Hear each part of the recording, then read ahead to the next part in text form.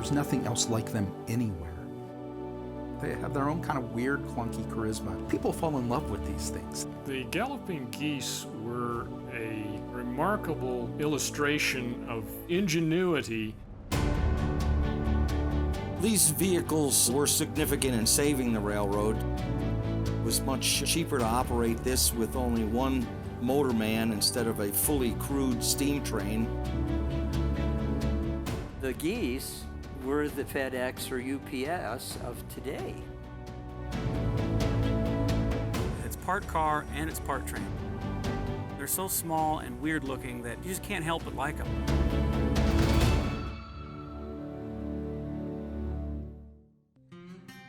This program was generously made possible by the History Colorado State Historical Fund, supporting projects throughout the state to preserve, protect, and interpret Colorado's architectural and archaeological treasures. History Colorado State Historical Fund. Create the future, honor the past. with support from the Denver Public Library, History Colorado, and the Colorado Office of Film, Television, and Media, with additional support from these fine organizations. And viewers like you. Thank you.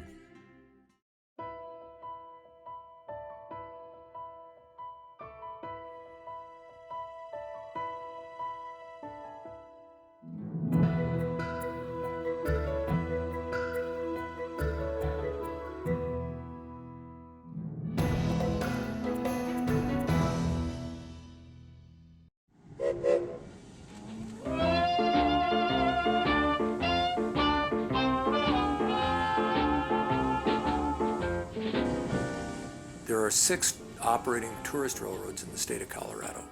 We are proud that we are one of them. There's the Royal Gorge, there's the Georgetown Loop, there's the Leadville, Colorado and Southern up at Leadville, there's the Durango and Silverton, there's the Cumbres and Toltec, and there's a small operation up at Cripple Creek. The beloved tourist railroads that trace through rugged mountains and sweeping vistas tell the story of Colorado. From its mining heyday of the late 1800s, through the Great Depression, to a contemporary relic loved by locals and tourists alike, these tracks of wood and steel carry the legacy of ingenuity.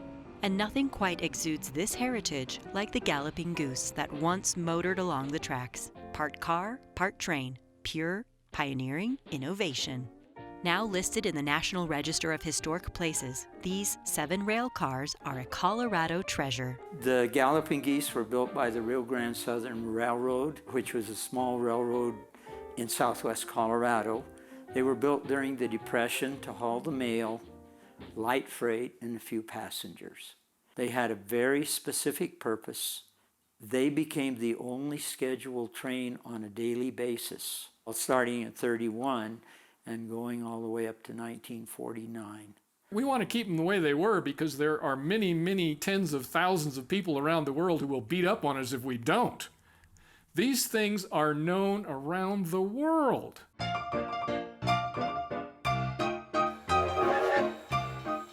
The railroad came to Colorado in the 1870s and began to make their way through Colorado into the mountains to extract ore, gold, silver, other precious metals. And the narrow gauge railroads, those were 3-foot, small gauge railroads, were a little bit more nimble and were able to get into the mountains easier than a very large standard gauge railroad.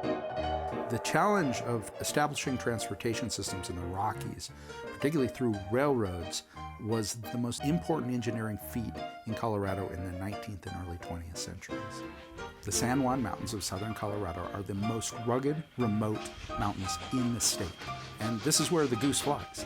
The silver strikes in the San Juan, Silverton, Telluride, Ouray, Durango, led for a demand to get goods into the mountains and ore back out. And so in 1890, Otto Mears began working on what was known as the Rio Grand Southern Line, a line that connected Ridgeway, Colorado to mining camps all the way through the mountains to Durango. By 1891, the railroad was complete for the Rio Grand Southern, that 164-mile stretch.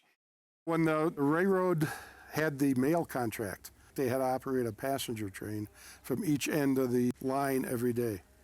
It took maybe 4 to 5 people to operate the train, plus 1 or 2 people to service it overnight. The railroad boomed for about the first 10 years, 12 years. 1893 was another story. That was the big silver bust. They repealed the free coinage of silver, and mining collapsed. And at that point, the Rio Grand Southern went into depression, from which it never really recovered.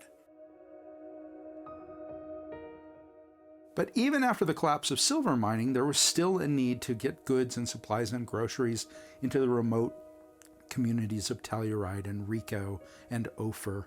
And so the Rio Grand Southern continued on into the 19-teens and 1920s.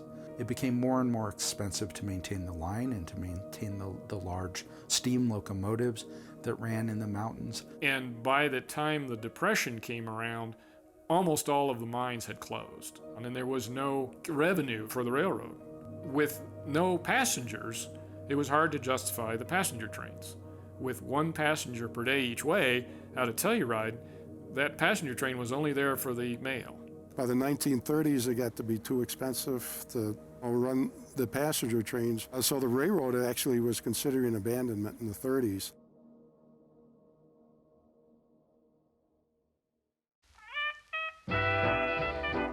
Many railroads had tried making track inspection vehicles out of Model Ts and Model As and other vehicles.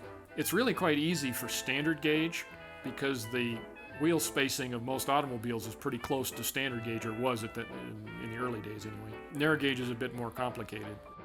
By 1913, engineers were beginning to play around with the idea of building hybrid locomotives. And in fact, the first Galloping Goose, so what some people call Galloping Goose #1, was built in 1913 as a railroad inspection car.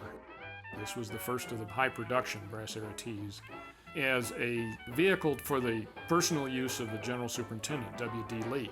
It had a very checkered career. It ended up upside down in the river more than once. One of the first times they took the car out, they were finding out how fast it would go. The newspapers were claiming it would go 60 miles an hour, but nonetheless, the track was only good for 20. And at some point, they probably went too fast. They may have had wind, but the thing went into the river with W.D. Lee, his wife, and 2 other people. There were some injuries, and W.D.'s wife decided that she would not ride in it again. That was enough. Galloping Goose #1 crashed in 1925 and it was retired, although its parts were used to build the subsequent gaggle of geese. And ultimately 7 Galloping Geese were put into service over time. Forrest White was the superintendent, and he knew a fellow in Dolores by the name of Jack Odenbaugh. Jack and his brother were running a family auto repair business. And the railroad hired him. He had a lot of mechanical knowledge, and it was just Yankee ingenuity that he designed these Galloping Geese with. And he started by buying this Buick from some people in Dolores. It was a 25 Master 6 touring car, so it was 6 years old and worn out. This was in May of 31.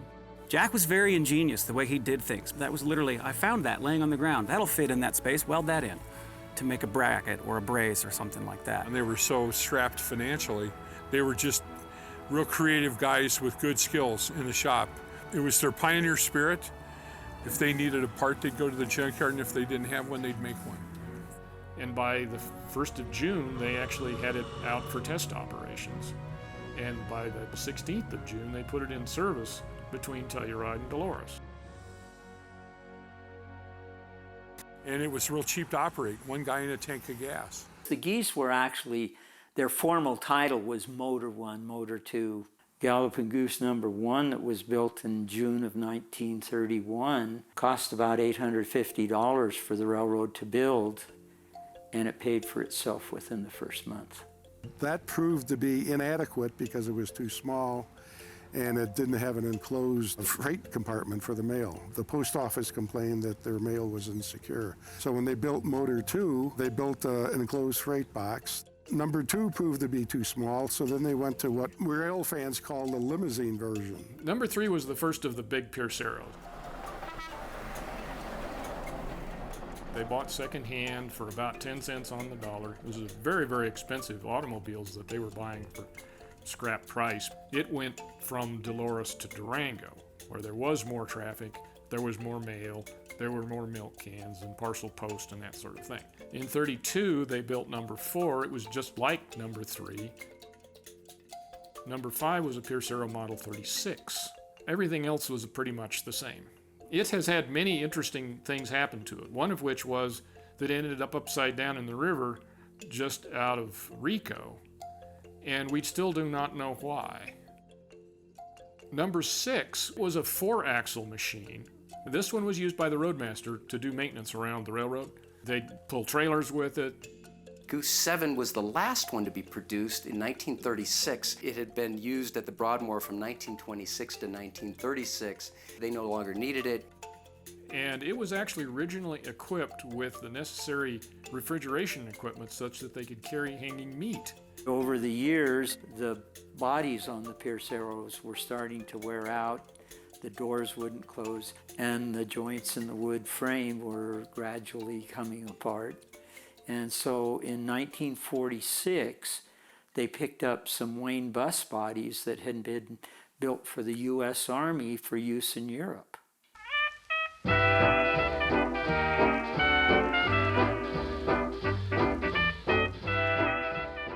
For nearly 20 years, the 7 operational motors, as they were originally called, ran daily service to and from Ridgeway to Dolores and Telluride, and to and from Mancos and Durango, carrying light cargo, groceries, passengers, and the United States mail.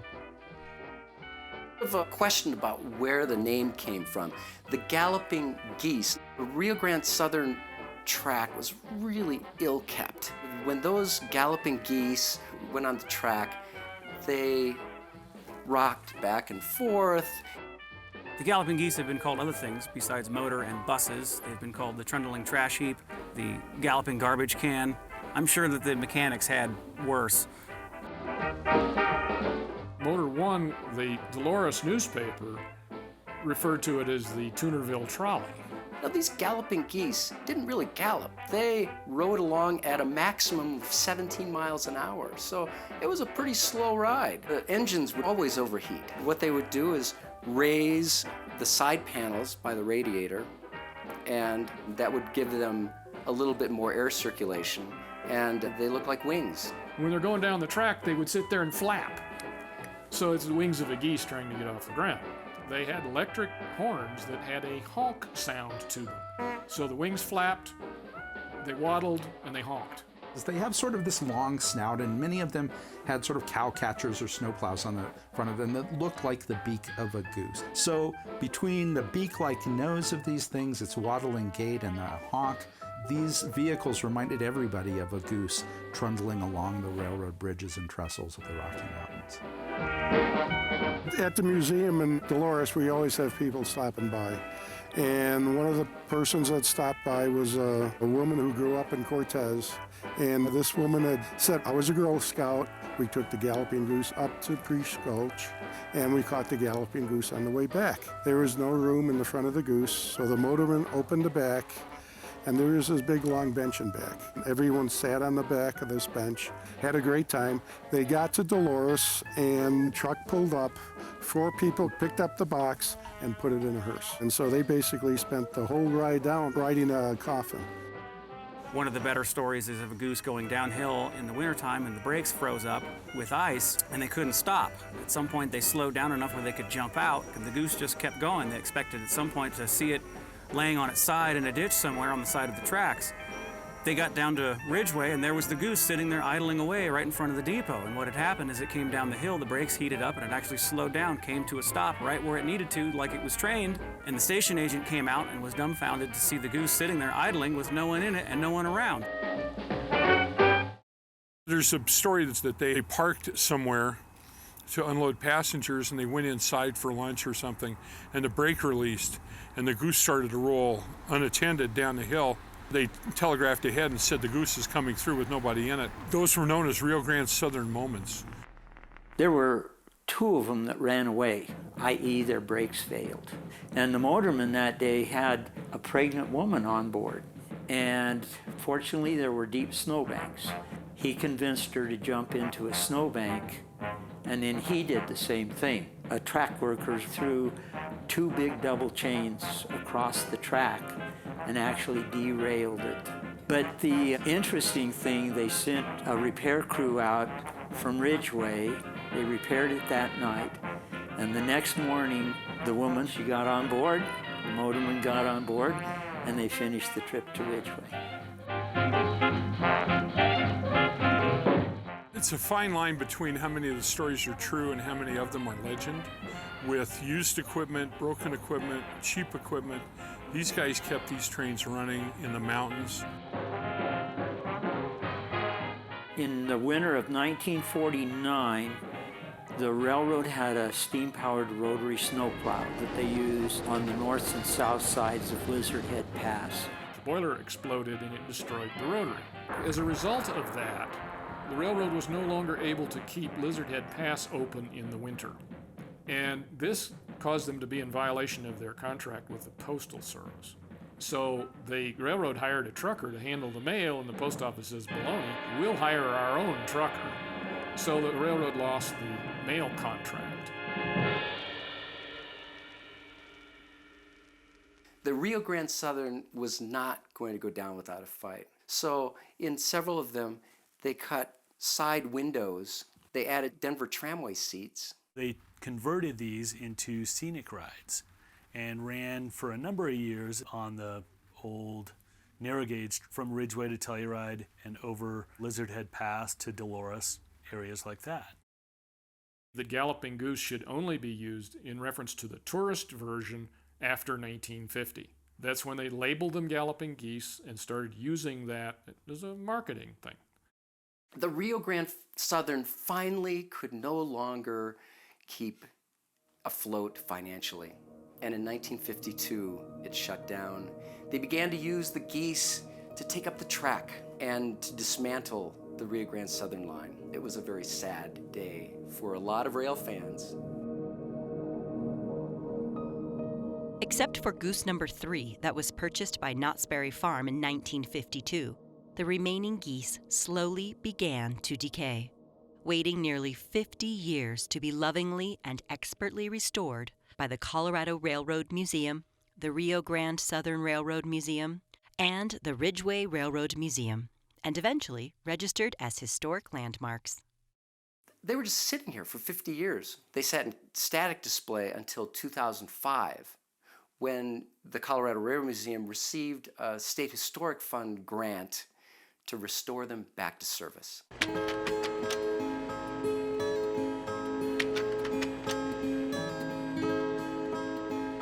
One of the whole issues about preservation is, do we want it to be operational or do we only want static display? If it's going to be static display, we're going to pick a photograph that is a date that we're going to work to, and we're going to make it look like that picture. When we're going beyond static display, however, there are operational issues. Some of them might have to do with the Federal Railway Administration. But we're all standing on the shoulders of giants in the form of the people who did this originally, the original restorations. It's not uncommon to designate historical rolling stock railroads, boxcars, as historic structures because railroads were so essential to America's economy, where it makes sense to preserve them for their engineering accomplishment.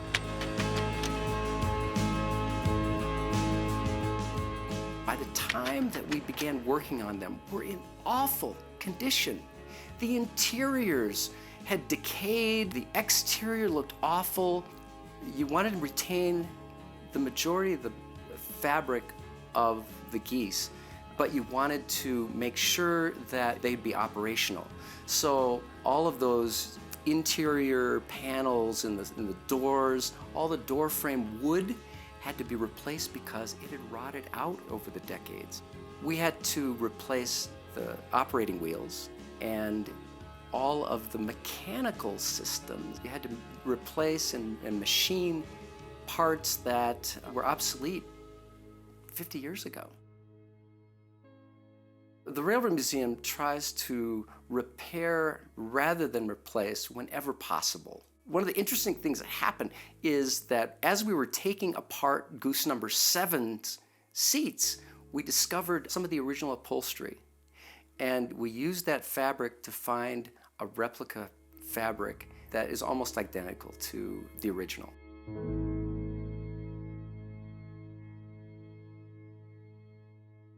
On August 29th of 1951, my mom and dad came out here on their first vacation from Oklahoma. And for the princely sum of $5.50 apiece, they got round-trip tickets from Ridgeway to Lizard Head Pass, including a box lunch. Number 4 operated one more time after my folks rode on it. Then it sat in Telluride until 2008. The Telluride Volunteer Fire Department was established in 1878. In the late 50s, the fire department acquired the Galloping Goose and has owned and maintained it since. And just recently, we went through a full restoration with the Ridgeway Railroad Museum. We took the whole skin, the metal sheeting, off, and there was a bunch of the wood frame that we had to repair and or replace, and then put the metal skin back on. Same thing with the seats. All the brackets and everything are original. We had to redo all the wicker. The restoration is, really key in carrying on the history of the Telluride region. Number 4 was a bit of a time capsule. So as we took it apart, we took thousands of pictures, documented how it was built, and then covered it all up. You put the lining on the inside, you put the tin on the outside, and all of that work that we did is all hidden. But the next time somebody takes that apart, they're going to see the same thing we did. That is, we preserved how it was done, not just what it looked like. We had about 100 feet of test track here in Ridgeway. And when we got it running, I brought my folks back down here and took them for a ride 60 years to the day of that original ride that caused us to move here.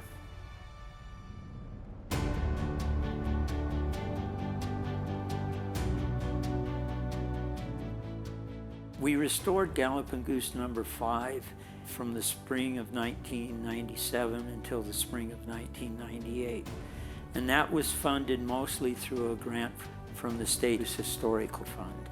But we had a total of 3,000 volunteer hours, 12 volunteers who were pretty much worked every weekend,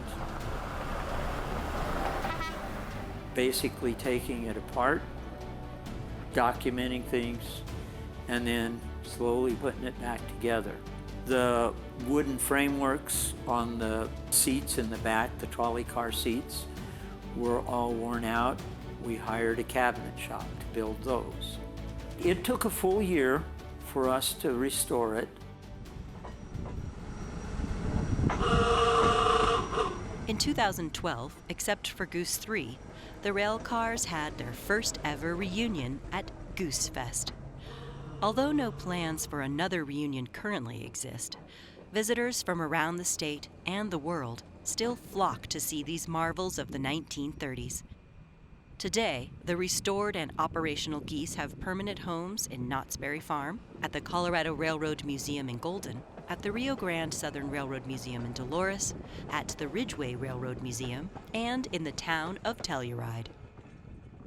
Galloping Goose is this unique aspect of Colorado history that really is replicated in the same way nowhere else. If you want to know what Colorado is like, go ride the Galloping Goose. There wasn't any glory in working for the Rio Grand Southern. It was hard work in terrible weather with faulty equipment. And these guys made this work for 60 years.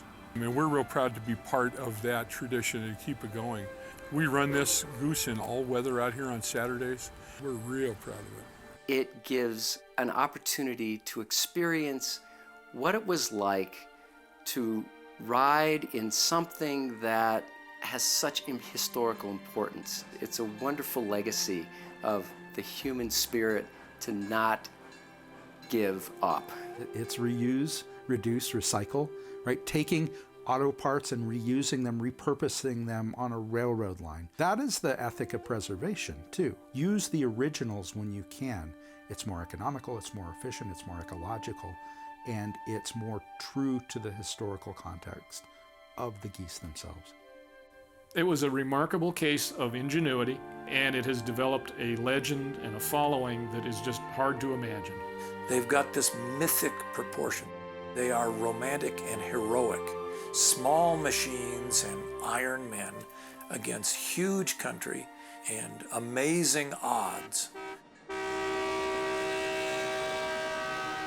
It was part of the American dream. What it really shows is there was a time when we believed we could do anything.